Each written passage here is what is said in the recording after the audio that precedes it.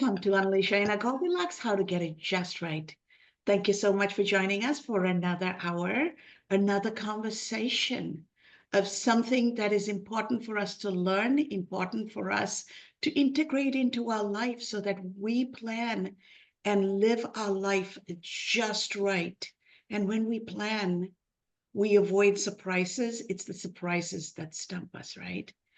So Goldilocks is reminding us of how to get life just right, how to get every situation just right. And today is one of those things where we're going to figure out and learn. We're going to first learn and then figure out how to get Medicare and planning for Medicare just right before we get to that stage, right? Because we can't plan once we are there, we have to plan ahead of time. And you're going to love our guest today. And from a full disclosure perspective, he has been guiding me and educating me in terms of helping navigate my husband's health and Medicare related scenarios purely on an educational perspective. As an educator, I have found that Chuck has been an amazing educator for me and helping my family. And it is truly my honor to feature Chuck today. Chuck, welcome to Unleash Your Inner Goldilocks.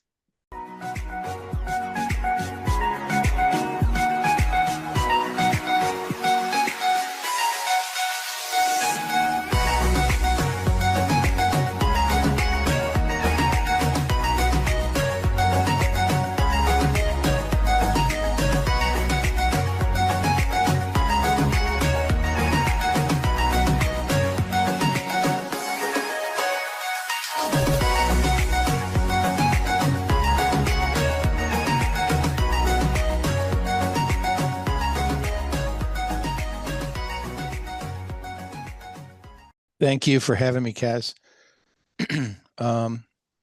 So a little bit about myself. My name is Chuck Cheton. I am the agent manager for Ohio and West Virginia for a healthcare carrier called the Health Plan. We are a two-state plan. We offer Medicare Advantage and Medicare Supplement plans. I've been in this market, this field for 20 years. I've worked for several carriers, insurance companies, only handling Medicare. So I do Medicare education seminars, and that's pretty much what I'm going to do today. I'm not here to sell you anything. You have to live in my states anyway to get our plans, but that's not my goal here. My goal is to educate you on Medicare, which is, of course, available in all 50 states. So I thought maybe I'd start off with a little history. Medicare, came out in 1965 with the Medicare Act. Medicare and Medicaid were both rolled out at that time. And Medicare is federally funded health insurance when you're 65 or disabled. Medicaid, which sounds a lot like Medicare, is strictly for folks who have low income. By the way, you could have both Medicare and Medicaid if you're 65 and have low income. And Medicare is through the federal government. Medicaid is through each individual state for the most part. So that's interesting insight to get started, right, Chuck? So as we hear you talk and give some context to the Medicare and Medicaid, what is the right time for people to start thinking about this, planning for this? Because take, for example, I am here in my mid-50s. In less than 10 years, I am going to be Medicare eligible. How do I plan ahead of time? Can I stop my health insurance and get into Medicare at 65? Is there something that needs to be bridged? What happens to pre-existing conditions if I stop and I start Medicare? So these are some of the questions people have. Yeah, that's an excellent question. That's probably the most common question I get. First off, as far as pre-existing, Medicare was designed to bring anyone who is paid into Social Security and is eligible for Medicare, and we're going to talk about the cost here in a minute, but without pre-existing. You get Medicare when you're 65, or if you're disabled, you can apply for it. If you can no longer work at any age, you can apply for Medicare and get it. Those are the only two ways to get it. So it's not based on when you're 65, you're eligible for Medicare no matter what you have. They don't ask you any medical questions. That's the beauty of Medicare, right? So a lot of people say, well, so when I'm 65, do I have to sign up for it? How do I get it? What if I'm still working? So that's the most common question I get. So first off, as you know, you can receive Social Security benefits at 62. A lot of folks, so let's say you start taking your Social Security benefit at 63 or 62. When you turn 65, Medicare will already send you a Medicare card. They'll automatically sign you up because you're in the Social Security system. So they'll start deducting the premium out of that Social Security check the month you turn 65. So for those folks who want Medicare, they're already retired and they want it to kick in at 65, that's an easy solution because that's how it's designed. So you get it automatically. Now we'll talk about how to enhance Medicare in a second. What about those who work past 65? And I'll use myself as an example. I'm going to turn 65 next month and I'm still happily working. I'm going to work a couple more years. So I am not getting Social Security. So I could sign up for Social Security and just take the part that has no cost, which is Part A. I don't want Part B because I have health insurance through my work. So I am allowed to delay Medicare. They allow for that because you have other insurance. Most people still working do have other insurance. So that's the number one question. I've met people over the years who took Medicare and had health insurance, and they were paying for insurance they didn't need. So Medicare is optional at 65. Actually, you can take Medicare at 65 and still delay the Social Security benefit. So, and I keep bringing up Social Security because Social Security is the arm of the government where you enroll through Medicare. Everything's guided through Social Security, right? There is no Social Security, Medicare office in your hometown. There's a Social Security office in your county. So you can take Medicare at 65 or delay it if you're still working and have health insurance. So that's the first, I get that question all the time. There's fear of being penalized and all that. So as long as you have other insurance, you're good to go.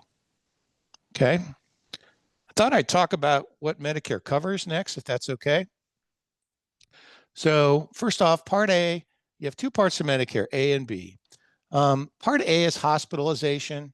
And if you just took the Medicare Part A, and if you worked in your lifetime 10 years or 40 quarters and you paid that FICA tax, Part A has no premium. It's paid for. You've already paid for it, right? And if you used your Part A and you were in hospitalized because it's hospital insurance, Medicare would pay the hospital bill after you met a deductible, and this goes up every year. So in 2025, it's $1,676. And then Medicare pays the rest of that bill. So it's really pretty good insurance when you consider the cost of a hospital stay. It also covers skilled nursing, short-term care, not long-term. Days 21 to 100, there's a copay. But Part A covers hospital and skilled nursing, right? Part B, that's the part of Medicare that has a monthly premium.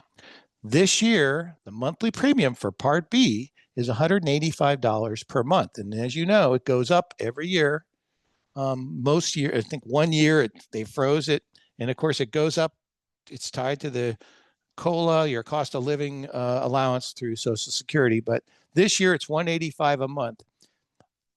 A lot of people don't realize, too, that they will charge you more for Part B if you have a higher income.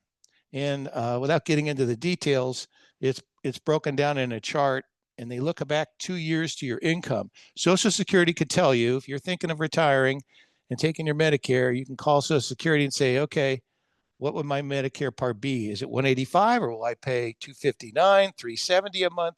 It can go up to over $600 if you had a really good year 2 years ago.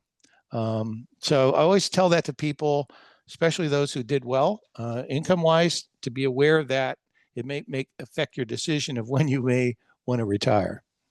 Okay. So that's interesting that you say that, because if you are married and you're filing jointly, say, for example, you're self-employed because you're a fractional executive or you're a consultant and you're self-employed, then you're filing jointly because you're accessing, the person who's not Medicare eligible is accessing Affordable Care Act, right? In the open market. Right. then even if the retiring spouse doesn't have income, they look at the joint income.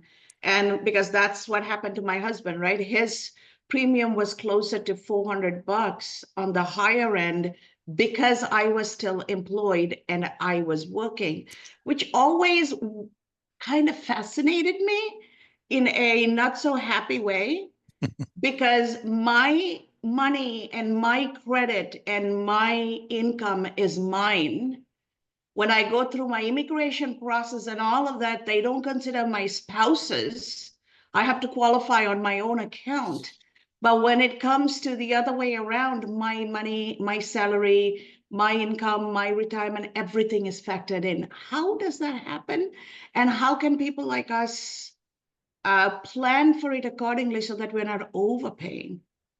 Well, that's the problem. You can't predict what the premium is going to be. I always figure about a 10%, 5 to 10% increase in Medicare, and then these amounts go up every year. You can find the chart, by the way, at Social Security or Medicare.gov to see what these amounts are. But you're right. They do look at whether you filed individual or joint, they still put on that tax. And what's ironic is Medicare is individual, but you're right, they're penalizing you for, or your husband for your income. So because they look at that as a household income, and they only started doing this about 10 years ago. They also charge it's an income, it's really a high income tax in my mind. If you take a prescription drug plan, which we'll talk about in a second, they charge you a little additional cost per month on that also, based on the same breakdown. So it is what it is. I know people can appeal it because they are looking right at your taxes. You can appeal it, but for the most part, this is the reality of Medicare. Okay. So I want to talk about what Part B covers. So Part B pretty much covers everything outside of a hospital stay. So if you think of myriad of things, outpatient surgery, emergency room, urgent care, uh, radiation, tests, labs, think of everything outside of a hospital stay. It's a lot of things. And Medicare covers 80%, and you're responsible for 20% with an annual deductible of only $257 a year. So the 20% on Part B is where Medicare can be a financial liability if you don't have additional insurance, especially if you have a lot of medical things going on.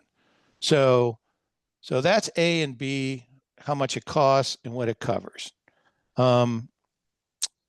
Most people enhance that coverage. They either do the traditional route, which is a Medicare supplement, or in the last 20 years, Medicare Advantage plans have come on pretty strong. And it's to a point now, when I first started in this business 20 years ago, about 10 to 15% of the population had Advantage plans. Now it's 50%. It's 50-50 split. And there's a reason for that, which we'll talk about. Before I want to get into one more thing, prescription drug coverage was never part of Medicare until the Medicare Modernization Act 2003. So in 2006, which is almost 20 years ago, the government started subsidizing insurance companies to help pay for your prescription drugs. It's called Part D. You can get it either the scenarios you went with. If you go with a supplement or you go with an Advantage, you can get a Part D plan subsidized by the federal government, but going through insurance companies. So it's almost privatized insurance, subsidized by the federal government, but monitored by the federal government. So that's Part D, and that's been around now for almost 20 years. Okay. Let me pause and ask a question there. Sure. Mm-hmm. So with everything that is going on with public policy with this new administration, and the news coming out that prescription negotiations are going to stop, and some of the tax breaks are going to be funded by cuts in Medicare and Social Security, there are people who are concerned about what does this mean to me? Any insight or thoughts you have around that, or what do we need to plan for, regardless of what's going on? I will say, in the 20 years that I've been doing this Medicare, especially the Part D, the traditional Medicare stays pretty much the same, and the premium goes up, but the deductibles go up, but it pretty much covers the same. But the drug coverage has been fluctuated depending on whoever was in office. But for the most part, this coverage has improved. There used to be something, without getting into it, called a donut hole or a coverage gap. Over the last 20 years, they phased that out. And as a matter of fact, with the Inflation Reduction Act that went in 2 years ago, this year, there's an out-of-pocket maximum on prescriptions for everyone of $2,000. That's like came down to like $3,000. So the Part D, the drug portion for the Medicare recipient, has improved a lot in the last several years, and it seems to be the third rail in politics. I don't really see the senior population votes a lot, so you don't see them messing with this when they go in there. They usually do anything, they improve it.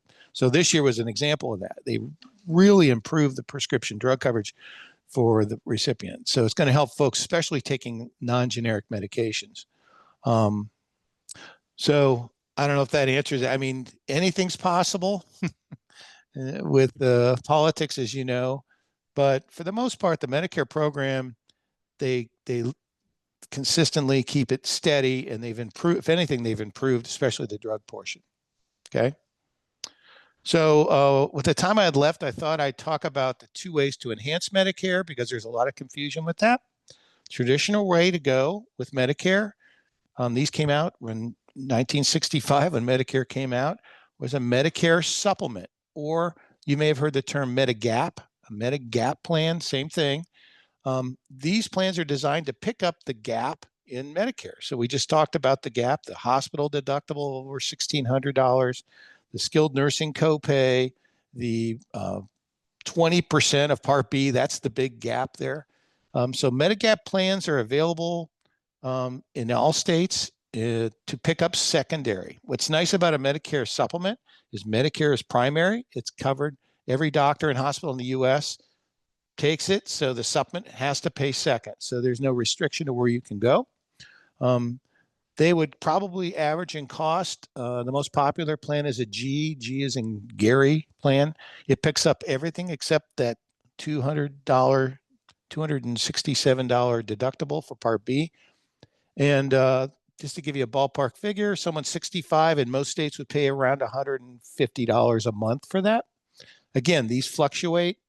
But what's nice about supplements, there's 11 different supplements to buy. I'm going to tell you 90% of the people buy a G now, a G plan. So you can shop a G plan through every carrier and find the lowest premium. Okay.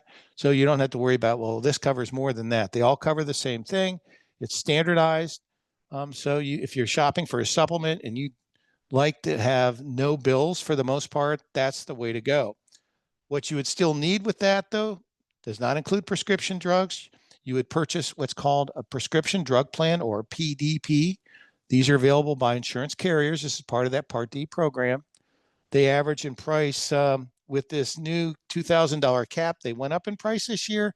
I'm going to tell you, you can get a plan for they're about $25 to $30 a month. It'd be a separate insurance policy for your drugs, and you would have three cards. You'd have Medicare, your red, white, and blue, paying 80%, your G supplement paying 20%, and a separate drug card. For many Americans, this is what they want to do. They've budgeted it. They understand the cost of supplements. They know, okay, this is what I want to do. I have a friend who he's healthy, but he says, I've budgeted a supplement into my retirement. He's a financial guy, and he and his wife are going to go on a supplement here in a year or two when she retires. So that, as opposed to a Medicare Advantage plan. These Medicare Advantage plans, the Joe Namath commercials you see on TV, they're promoting these big time because Advantage plans have grown a lot in the last several years. Advantage plan, for want of a better term, is privatized in Medicare. When they roll these out, again, like the Part D plans, the government is subsidizing private insurance to manage your benefits. So when you go on an Advantage plan, you're still paying the Part B premium, because you have to pay that either way. But then instead of Medicare paying the 80% of your claims, they transfer that risk over to the insurance company. They take over, and then they manage your risk. And now they do it with a zero premium. These plans have gotten very competitive in the last several years because the more enrollment they get, the more stable the insurance plans are. So there's a lot of competition. That's why you see a lot of commercials, especially in the fall when you can change these plans. Joe Namath and the JJ Walker from Good Times, you see those commercials all the time. They're promoting these plans, very popular. Like I said, 50% of the population go on them.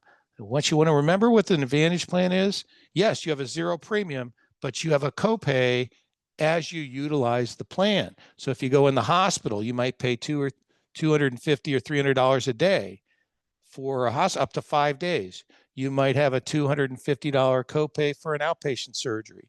You might pay $40 to visit a specialist.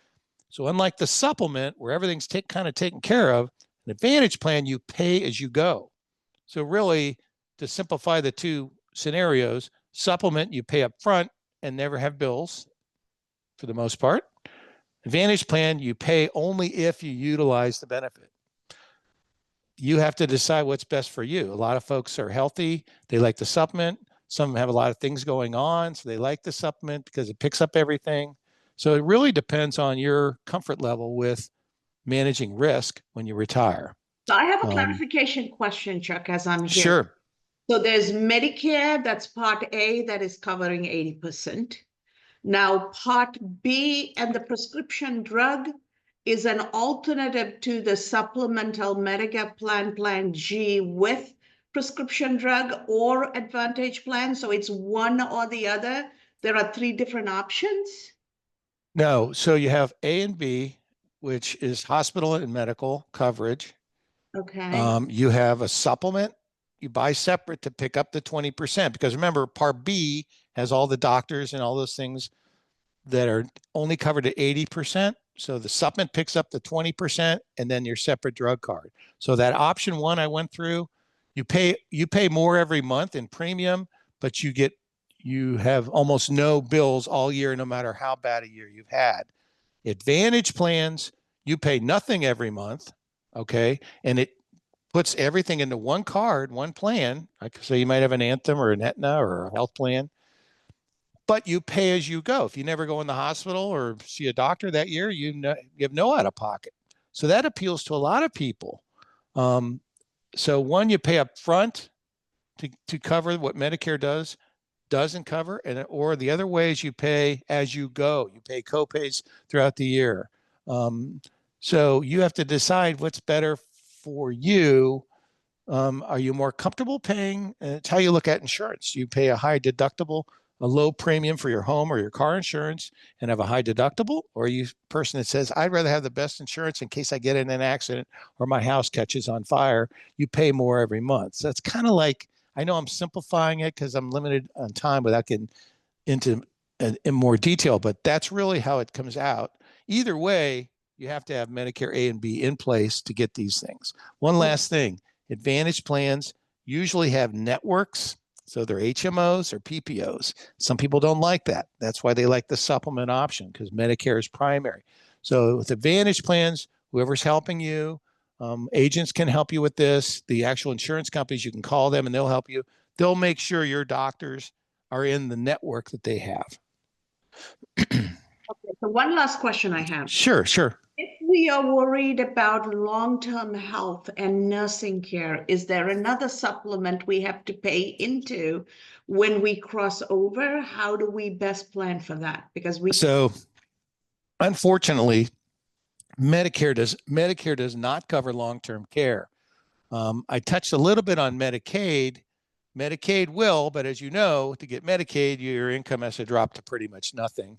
So what happens is when folks are put in that situation, and if they don't have long-term care, like we talked about, and long-term care is expensive, right? Especially when you get older, you're forced to pay private pay until your resources are down to nothing, and then Medicaid would kick in. And that's the unfortunate part, that Medicare does not cover long-term care. So how do you prepare? Well, the time to buy long-term care is when you're young, because it's the cheapest. But of course, young people don't want to buy long-term care insurance, and it gets expensive as you get older. So that's really the only three ways to pay: private pay, long-term care insurance, or Medicaid after your income drops. In Ohio, it's below like $1,500 in total assets. So thank you so much, Chuck. I'm going to open this up for our audience. I know Okay. there's a question or two before we wrap. Okay. Sure. Go ahead, Robin. Okay, this has been really fascinating. I actually opted to get into Medicare early because in doing the calculations, the amount of payments you don't get, how long would it then take you to make up that difference or that amount? Anyway, I did. Social Security. Social Security, I meant. And so by doing that, then automatically went into that. I guess what I appreciate all the explanations you've done, and I've gone the Advantage route, and I've so far been very, very happy with it. I don't have any problem. I've not had any problems with it. Although in the news, I hear about the potential for problems, and so each year I stay attuned to that and decide where to go. Where my head is going today is looking at more of the background of why these options even exist, and it's the philosophy that the government exists to help regular folks. And that was the backstory of why did Social Security even come about, with FDR. And so I'm wondering if in your work, if you kind of get into, why do these plans even exist? Why, and then leading into, some of the assaults on different things that we have in our society under today's administration, by going back and saying government exists to help not just businessmen and the elite, but it exists to help regular folks all across the board. And I'm wondering if in your work, if those kinds of discussions come up. I work for a carrier because I've always been in the Medicare field, but there was a period of time where the company I work for sold individual insurance for people under 65.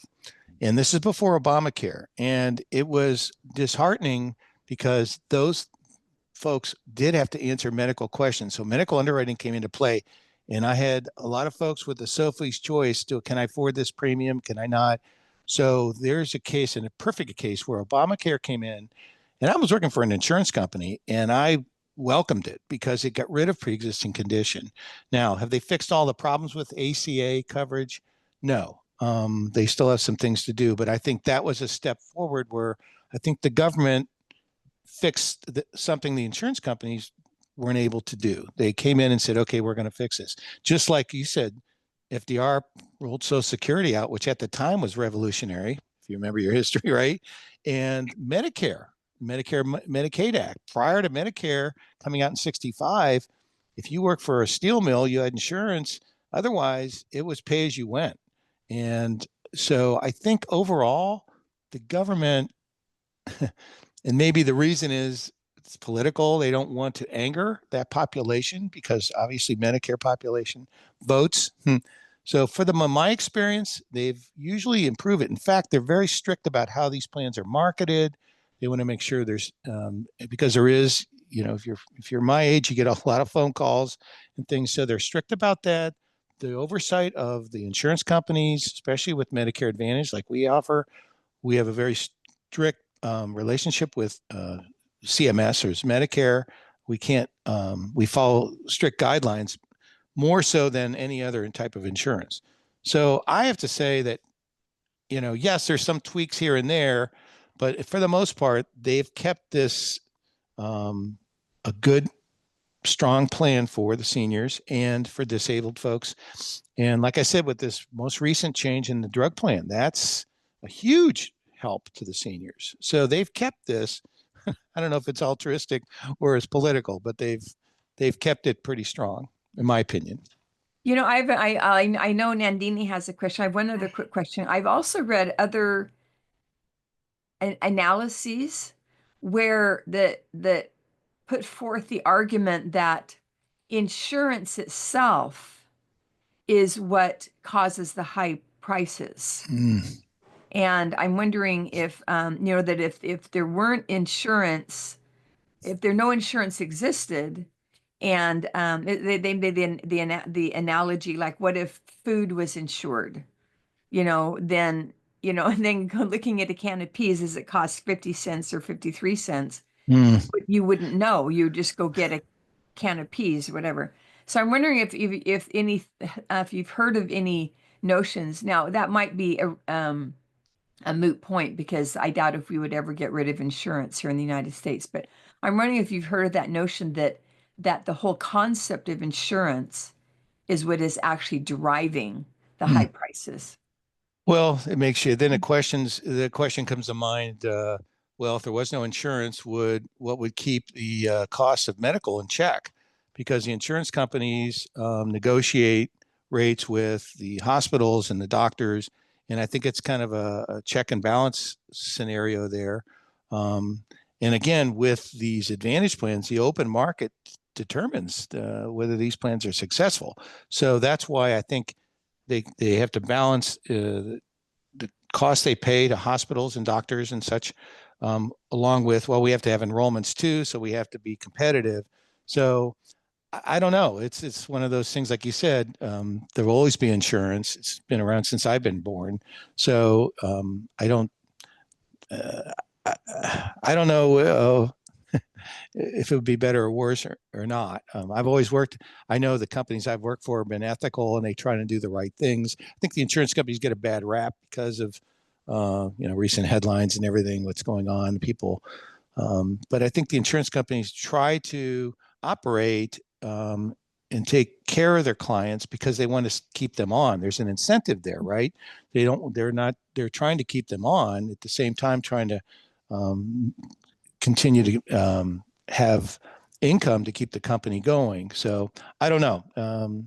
That's a good question. Maybe for another podcast.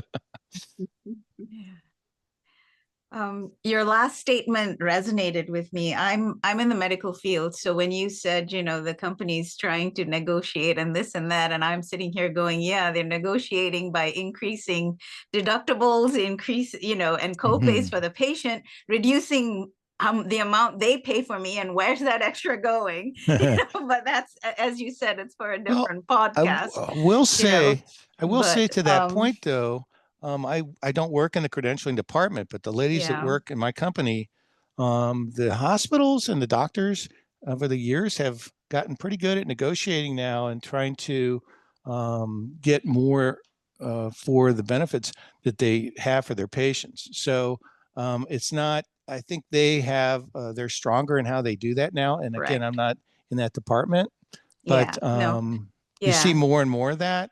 Agreed. But I agree with you. The medical profession has woken up that we need to do business. And so there's a lot more of us learning and coming into these podcasts with Dr. Kass and everybody to learn and negotiate and learn to be advocates for our patients, because we want to keep our lights on and be happy as well by not having to see more and more patients, to hire more and more people, to pay the bills, to do our job. But I was curious. My actual question was, I have so many patients that come to see me, and I hear the stories about the long-term care and people having to give up their job to take care of family, and then having to go into Medicaid because of that, and so I was wondering if you knew of anything in the pipeline that would help with family care and support and things like that. Family care in terms of helping, like, for example, if a family member had to give up their source of income to look after somebody at home, even if it was skilled, non-skilled nursing or whatever, that little area there, like where my situation, Chuck. Correct. So, I'm caregiver for my husband for the last years, but I have to work full time because there is nothing. For me, I have long-term health insurance, long-term care as part of my life insurance with portability. So I've taken care of it for myself. But because we got married late, I couldn't cover my husband. All I could get was term life for him. And that term life has expired and it didn't come. Even if it came with home health care, it's no longer viable. So what can people do to cover that exposure? And I know Yeah. they have to do it when they're young, but young people don't think about it and plan for it. Right. Correct. Yeah. Right. I have to say, until Medicare addresses this, and this came up in the debates, I remember one Yes. of maybe it was Kamala Yeah. brought this up, that Yes. they were talking about now, of course, they've talked about Medicare for all. They've talked about Medicare as a hot topic, they know that. But there was a talk of bringing long-term care into Medicare, and I'm an advocate of that. I think it might raise the cost of Medicare, obviously, but I think it's something that needs done. We've all gone through a family member in skilled nursing and, and going into long-term, they're going in for short-term, and then all of a sudden, well, they have to become a resident now. And right away, they look at the costs are just ridiculous. So, I really believe that's the next thing that Medicare needs to add, because it affects everyone. Who doesn't have a relative in this that all goes through this, right? If not themselves when they reach a certain age. So until that happens, they won't have any help for the family until the actual benefit is in place. And so, just like with hospice is covered by Medicare, right? Now, it didn't used to be 100%, and they do have care for the family. They give them respite time. So I think in terms of those things, I think they would look at that benefit and help the family, but they have to address the elephant in the room is get to long-term care coverage, my opinion. Thank you so much for the questions, Robin and Nandini. And thank you so much, Chuck, for investing the time. Sure. Educating us and our audience. And I'm very grateful for the assistance and guidance you have given me. So we will make sure that when this podcast is released, your LinkedIn information is there. Folks can reach out to you. And we will make sure that people know that you can officially help only those in the states of Ohio and West Virginia, but you can put them onto your partners in those respective states if necessary, right?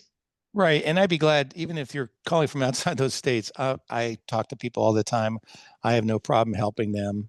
Again, my role is educational here. So thank you. Thank you so much, Chuck. We appreciate you, appreciate your willingness to help and invest in technically the ones who are vulnerable, right? Or the ones who are trying to help the vulnerable. So that is hugely appreciated. And that's what life is supposed to be. We're supposed to take care of the ones who are not able to take care of themselves. And to our audience out there, you heard the guidance and advice Chuck gave.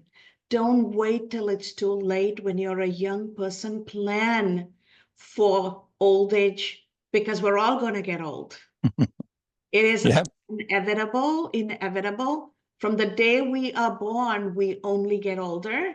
That is a reality that is not going to go away. So plan when you're younger so that your costs are lower and then your risks are eliminated. Plan ahead because in finance, in my world, rule number one is your failure to plan is your plan to fail. So plan not to fail. And as you enter 2025, make sure you take a step back and evaluate all aspects of your life, how to mitigate risk and how to plan for it. And when you have questions, you know where to get a hold of the experts. So go out there and build a life just right for you so that you can go and make your life joyful.